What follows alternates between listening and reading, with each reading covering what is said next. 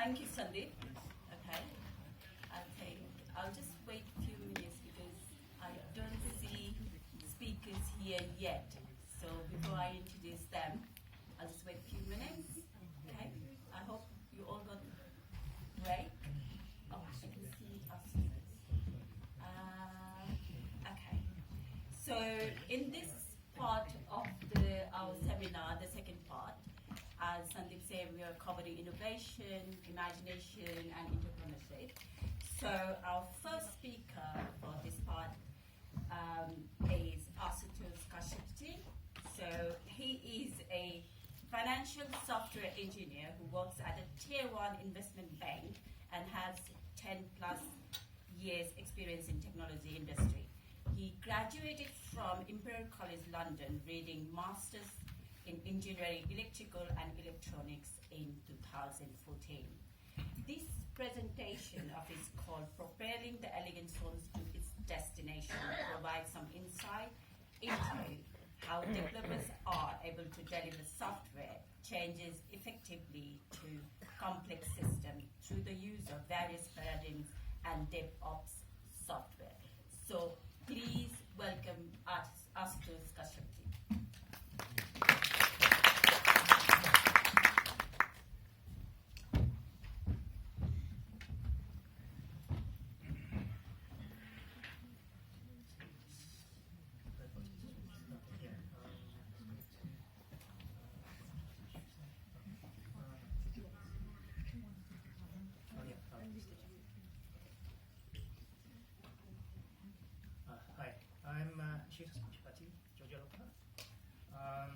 So I am a software developer, and my presentation, Propelling the Elegant Swan to its Destination, hopefully will provide some background into my application and what it entails.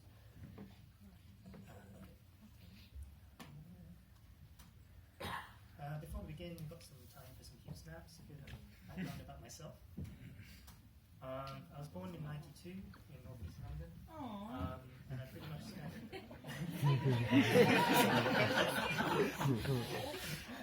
that's probably brave enough to I guess. But yeah, I was born in '92 in northeast London. Can you speak up a bit? Yeah, pretty much. Sorry, I've pretty much spent my whole life here in London. I spent most of my formative years at Forest School, where I grew academically and learned the importance of extracurricular activities. I took that on to university. I trained in the art of karate Shotokan, earning a black belt and taking part in competitions alongside my studies at university. I graduated in 2014, reading electronics and electrical engineering at Imperial College London, 4 years undergraduate master's course. I then transitioned to the technology industry, where I worked in various technology consultancies and financial firms, including payment systems and Tier 1 investment banks, where I work today. Now, the title of my presentation, Propelling the Elegant Swan to its Destination, is based on the famous swan metaphor, which I'm sure you've all heard of. And essentially, if you see a swan gliding across a lake, it seems to do it in such an effortless and elegant fashion. But if you stick your head under the water, you'd see something completely different. You'd see the webbed feet of the swans moving vigorously in order to create the illusion that you see up above. In the same way, many multilateral companies utilize technology to provide services to their clients throughout the world. But these systems behind the scenes are quite complex, and they require lots of evolution in order to deal with, for example, providing new features, adhering to legislatory changes, or also improvements to performance and smoothness of the operation of the system. In this presentation, I hope to provide some insight into what structures are around software developers in order to deliver software efficiently. There are 3 points that I want to go over. One is, what does a software developer do? I'll provide some background into typical team structures of technology, as well as the typical workflow we use to deliver change. Secondly, what does a good technological system look like? So I'll provide some insight into what developers strive for in order to deliver software more quickly. And finally, look at the future technologies, some risks and rewards associated with them. So what does software development do? At the heart of any change is the SDLC, or the Software Development Lifecycle. This represents the key stages of software development, and developers, since they are the implementers of change, are the owners of those changes. And they tend to chaperone their work throughout this whole life cycle and are involved at every step of this process. The first step is requirements analysis, where we convert client needs into formal requirements. And this involves understanding the existing system and learning how to integrate these new features into that system. And developers are best placed because of their technical knowledge to advise on such matters. Once requirements are complete and we understand what design or approach we're going to take, the developer then can go ahead and implement those changes and to perform some testing to ensure integrity of the changes that have been made, as well as to perform some regression to ensure that existing business use cases have not been broken. Once we have testing signed off, then we can release into the production environment and let the users utilize these systems. However, what you notice is the SDLC is not a straight line, it's a cycle. So once it's in production, the story does not end there. There could be further client requirements for new features, there could be issues or bugs in the system that require fixing, or there could be technical enhancements to improve the smoothness of the work, of the system itself. And so these all feed into the next set of requirements for the new version of the software to come. This structure is a typical team structure in software development. Software developers tend to talk mostly with technology, as you can see on the bottom. Occasionally they do talk with business, but usually we utilize two conduits. Business analysts for any clarification on requirements, and L1, L2 support when we have to deal with any issues that clients have raised with the production system. Lead developers regularly talk with stakeholders and business analysts in order to determine prioritized work that needs to be done and establish timelines, deadlines for work to be completed. And in order to do this, we need to know how complex the work is. And so software developers can provide insight here due to technical knowledge. Software developers also talk with quality assurance or testers. So once they've completed their development and developer testing, they can hand over to quality assurance in order to provide some independent testing over a wide range of business use cases and involving upstream and downstream systems. Software developers also can take on the L3 support hat. So where I work, we have a rota system where we take on the L3 support for a whole week every 2 to 3 months. And essentially, if there are any issues that L1, L2 cannot solve that have been raised by business, this gets forwarded to L3 support because we have more in-depth knowledge of the software and can perform some detailed analysis to solve those issues. So what does a good technological system look like? So in general, automation tends to make things quicker and more efficient. And in technology, there's one term, DevOps, or Developer Operations, which aims to do this. So developer operations software are created by software developers for software developers in order to deliver code efficiently and quickly. And this is based around workflows known as continuous integration or continuous delivery pipelines. And essentially, these pipelines allow you to build, test, package, and deploy your code in an automated fashion. The gradation of this automation at a high level determines whether it's continuous integration or continuous delivery. There are several benefits to this automation. It ensures integrity as there's less human error and human touch points.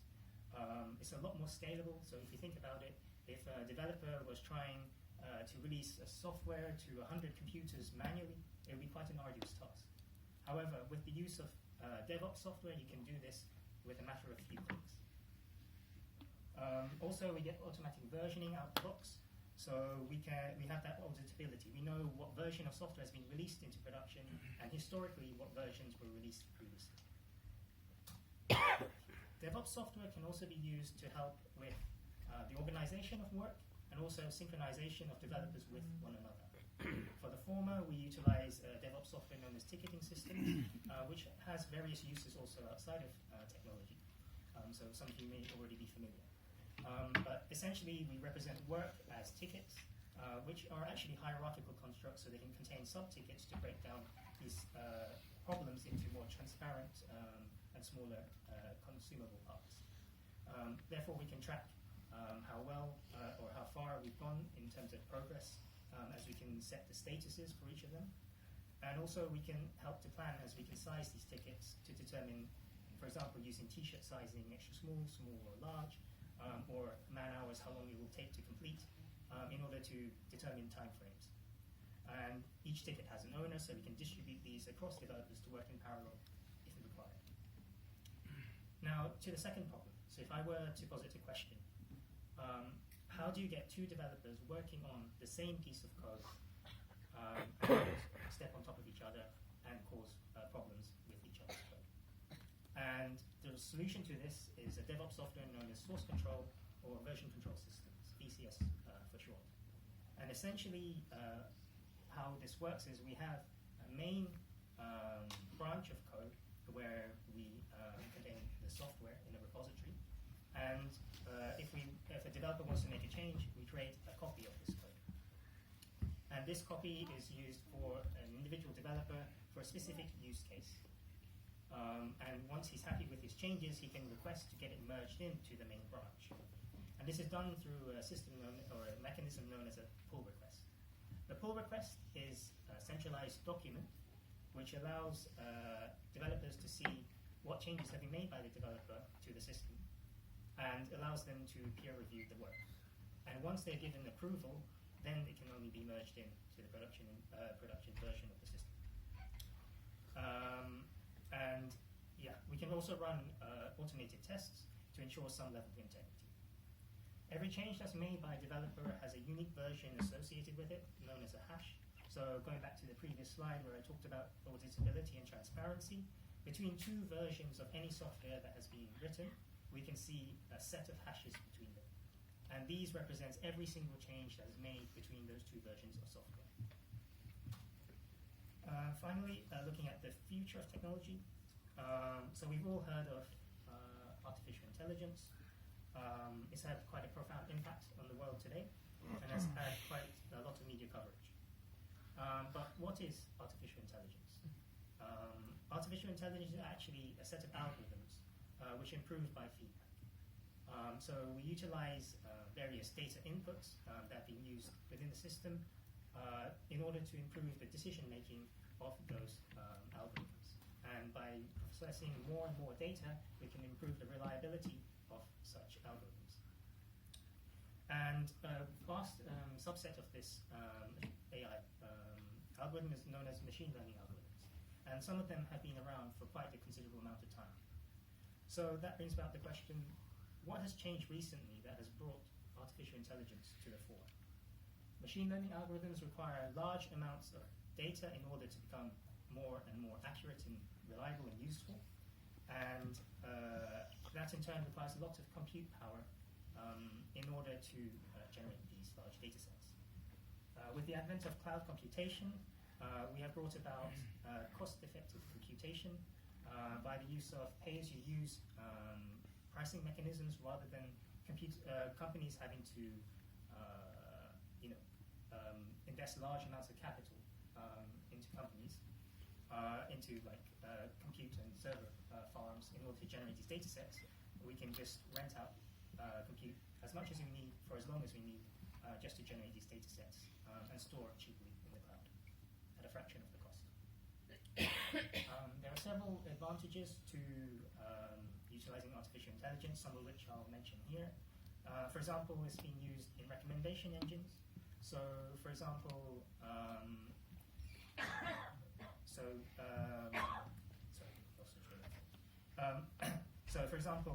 we've all used programs like ChatGPT, where we've managed to communicate with with computers using natural normal language. And this in turn can be used for customer service applications as well as recommendations, for example, for healthcare. Another branch of AI is generative AI, which has had some positive uses. For example, you may have heard the song Beatles Now and Then. This was completed after George Harrison's death, and they use AI systems or algorithms to help generate the vocals for the rest of the track. Personally, I have used artificial intelligence during my development process. So when I mentioned the pull request system, as well as additionally to developers manually peer reviewing your work, we also run a generative AI application which automatically looks at a code and advises on how to best improve it. There are also some disadvantages to using artificial intelligence. As with all things to do with automation, if a computer can do a job just as well as a human, it's far more cheaper to get a computer to do that than it is to pay human salaries. And with the advent of artificial intelligence, it has provided some enhanced cognition to computers to solve more and more complex problems, and so has a greater scope of job replacement, for example. Secondly, privacy is another issue. So, for example, when you use these recommendation engines, we could be passing in personal information which are private to us. So there are malicious actors who can ask or craft specific questions which can extract such information. So as developers, we need to consider these issues when designing systems. Finally, fraud. So generative AI has had some positive use cases, as I mentioned before, but it can also be used for malicious means.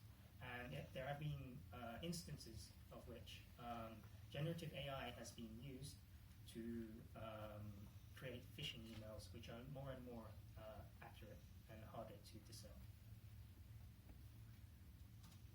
So to conclude, we'll go back to the swan metaphor. Users in general, when they utilize systems of various multinational companies, for example, tend to observe smooth and accurate or generally smooth experiences. However, behind the scenes, there are lots of complex processes that are taking place in order to maintain these systems. Developers are at the heart of these systems as they are the owners of change, and they utilize various structures to help them with these processes, including the SDLC workflow and also DevOps software. These workflows aren't static, they evolve also themselves. We embrace new technologies such as AI to improve the throughput and effectiveness of our delivery process. Thank you very much. Thank you, Asudus. So we are open for questions. So I'll stick with 3 questions. So first question, please. Yeah. Hi, Ashutosh. Thank you for that presentation. Ashutosh, the swan metaphor was really nice. I hope it is true for the larger organizations. Yeah. What about, say, a startup which is wanting to work in tech and wanting to create a platform? How correct is the swan metaphor? Or is, given that you have AI to develop platforms now, is it easier for a small startup to develop their own tools?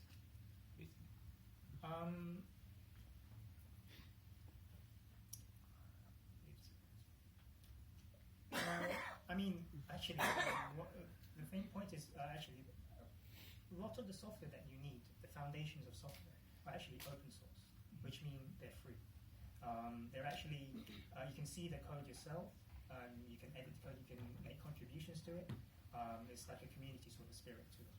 And actually for enterprise systems, for the large-scale systems, they actually pay companies to help them support the use of these software and to provide, so what they pay for actually is the expedited support.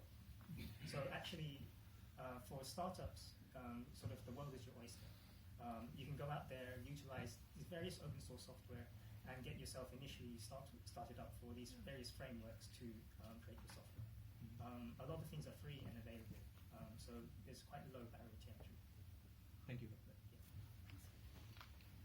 Quick question. Thanks for the presentation. Where do you see yourself or your role in 5 or 10 years' time? Because as you just mentioned, AI is being used more and more, and I'm a software engineer as well. And the job it normally takes me like 2-3 hours. Now I can do it in like 2 or 3 minutes using AI. So where do you see these kind of software role going in 5 or 10 years' time? Yeah, there's a real threat from that because although there's probably a lot of PR there, they don't want to, because software developers are quite expensive resources. So if they can automate, they will try to cut down such large expenses.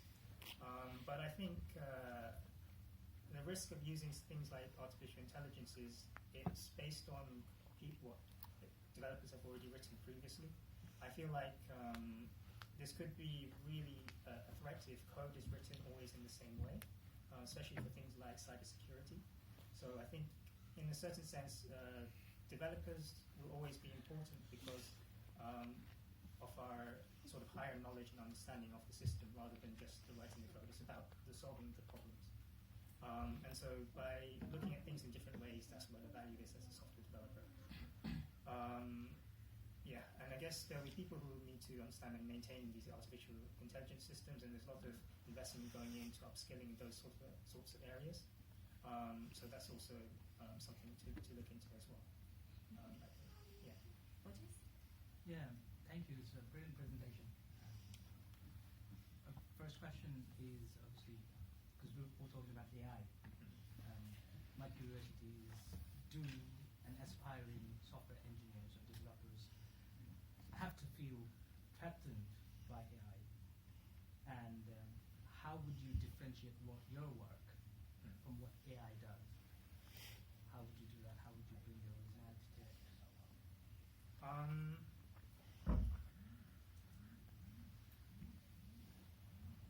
Yeah, okay. So in terms of artificial intelligence, sorry, can you repeat the question? Yeah, this is the first question. First question is, does a new aspiring developers, do they have to feel threatened? Because it has boomed in the last few years. Yeah. And then people have already started the journey of becoming a developer. Do they have to feel threatened? Yeah, so to do with the first question, I don't think they need to be threatened because the skills in terms of for software development are beyond just writing code. I've seen the code that's been generated by artificial intelligence, for example, and it's not really that clever. It has loads of flaws. It doesn't understand the context of the code properly yet. So I need to go in and edit the code and correct it. So there's a lot of understanding around the code that goes beyond just what you see on the screen. And that's where there's value for software developers. Thank you. Thank you, Asito. But I want to add something. Like Asito is also an executive member of PPZ UK, and he has been a great active member. So thank you, Asito.